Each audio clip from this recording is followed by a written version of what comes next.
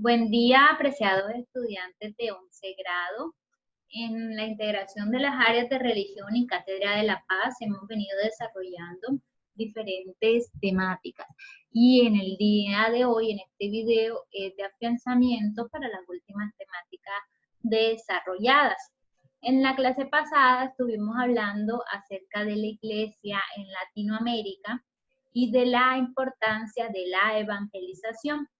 Sabemos entonces que la religión católica llegó aquí a partir del momento de la conquista y la colonia con los europeos y más precisamente con los españoles en nuestro territorio. Se fundaron las primeras iglesias en el continente y se expandió la religión por América Latina. Es por eso la importancia de la evangelización para la divulgación de la palabra de Dios y compartir el evangelio. En la siguiente cartilla que están viendo en su pantalla fue un comunicado del Papa Francisco que nos habla de cómo comunicar la fe. Entonces él expresa diferentes puntos. Podemos ver que uno de ellos es una iglesia en salida.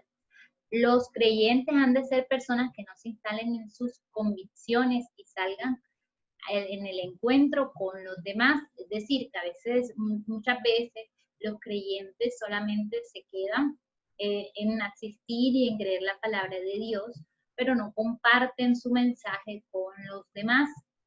Volver a lo esencial del mensaje, o sea, ¿qué es de todo lo que se habla en la evangelización?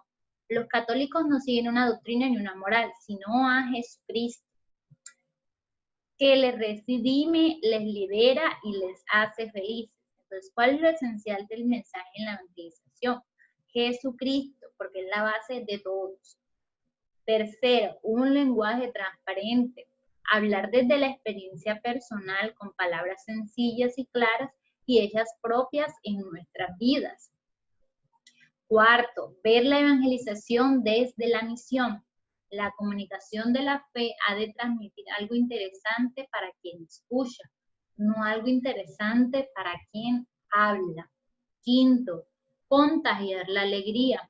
La alegría de los católicos, muchos se sienten removidos y quieren ser parte de este. Una iglesia pobre, con esa insistencia en los más necesitados, el Papa Francisco se empeña en que los católicos seamos más misericordiosos. Y coherencia, tú eres el mensaje. Francisco primero hace y luego dice, se oyen sus palabras, se ven sus actitudes y se comprueba que coincidan. Entonces vemos con esto que la evangelización cuando se dio en la conquista, en la colonia, tenía otras implicaciones diferentes a lo que se habla de evangelizar en la actualidad. Veamos a continuación el siguiente video que habla acerca de los cambios que también ha traído la iglesia latinoamericana en estos últimos tiempos. Más del 40% de los católicos del mundo viven en América Latina. Brasil y México son los países con más católicos y la elección de Francisco ha dado nuevas fuerzas a la Iglesia en su país y en el resto del continente. Hay un fenómeno de atracción que desborda, que despierta a muchos cristianos dormidos y que desborda las fronteras eclesiásticas. Sin embargo, la cuestión ahora es cuál será el futuro de la Iglesia en Latinoamérica. Por eso, la Pontificia Comisión para América Latina analizó los aspectos más destacados y los desafíos de la Iglesia en este continente. Hemos asistido en las últimas décadas a la migración espiritual de muchos bautizados en la Iglesia Católica hacia comunidades evangélicas, neopentecostales, incluso hacia sectas que se difunden en América Latina. Según Guzmán Carriquiri, la ignorancia religiosa y el creciente recelo hacia la Iglesia han contribuido a este fenómeno. Por eso, el Papa Francisco insiste en la necesidad de una Iglesia misionera que evangelice en las periferias, dejando a un lado el clericalismo. El cardenal Marc Ouellet coincide en la fuerza del mensaje del Papa, que es firme y claro. El Papa Francisco no tiene una estrategia de comunicación. Él es una estrategia. El Santo Padre es un Padre que fue imprevisto y que es imprevisible. En su primer año como Papa, Francisco se ha visto con jefes de Estado de 13 países latinoamericanos. Aunque aún es pronto para comprobar los efectos del Papa en su continente, lo que sí está claro es que Francisco ha conseguido que América Latina se convierta en el centro de todas las miradas.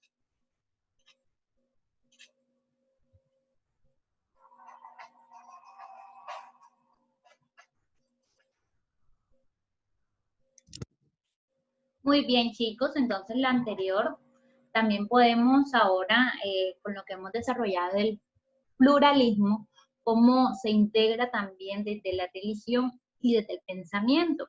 Entonces podemos entender el pluralismo como la base sobre lo que se erige la democracia y significa el reconocimiento del otro, capacidad para aceptar las diversidades y discrepancias como condición para la existencia de una sociedad libre. Raúl Alfonsini, 1985. Entonces, si pensamos en el mundo actual, el mundo ha cambiado con el paso de los años y ahora se habla de la libertad de expresión, libertad de culto. No hay una religión oficial, por decirlo así, en Colombia, sino que se habla que es una sociedad laica donde existen diferentes diversidad de culto. Entonces, el pluralismo, en el siguiente video vamos a ver cómo se relaciona con la parte religiosa.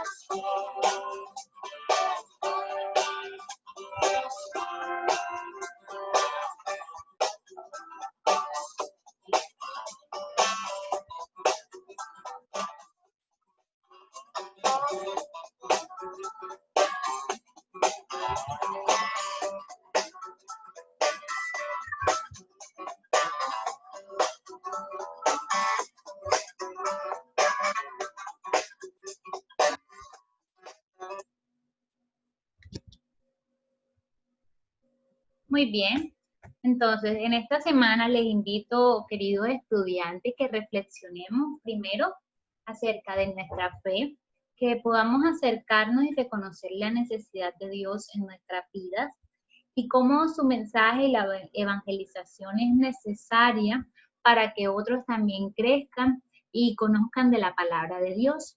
Y aceptando la diversidad de pensamientos y de creencias cuando nos acerquemos a otras personas. Muchas bendiciones para todos.